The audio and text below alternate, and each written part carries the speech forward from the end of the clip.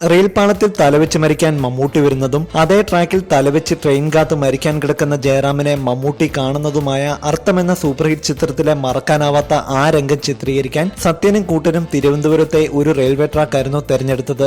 ഇതിനുവേണ്ടി പ്രത്യേകമായി train arrange ചെയ്തിട്ടില്ലായിരുന്നു. ആ സമയത്ത് വരുന്ന ട്രെയിൻ ഏതാണോ അത് വെച്ച് സീൻ ഷൂട്ട് ചെയ്യുക. ട്രെയിൻ വളരെ വേഗത്തിലായിരിക്കും വരുന്നത്. അല്പം പിഴച്ചാൽ അപകട സാധ്യത വളരെ കൂടുതലാണ്. അതുകൊണ്ട് ട്രെയിൻ വരുന്നതിന് മുമ്പേ മമ്മൂട്ടിയും ജയറാമും 3-4 തവണ റിഹേഴ്സൽ നടത്തി. ദൂരെ നിന്നും ചീറിപ്പാഞ്ഞു വരുന്ന ട്രെയിനിന്റെ ശബ്ദം കേട്ടതും എല്ലാവരും റെഡിയായി. ലൈറ്റുകൾ തെളിഞ്ഞു.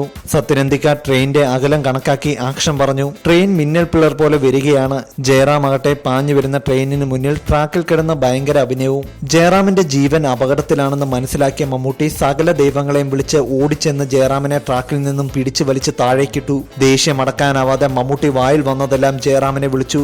ആ സമയം ചീറിപ്പാഞ്ഞു വന്ന ട്രെയിൻ തൊട്ടില്ല എന്ന മട്ടിൽ നിമിഷങ്ങളുടെ വേഗത്തിലായിരുന്നു കടന്നുപോയത്.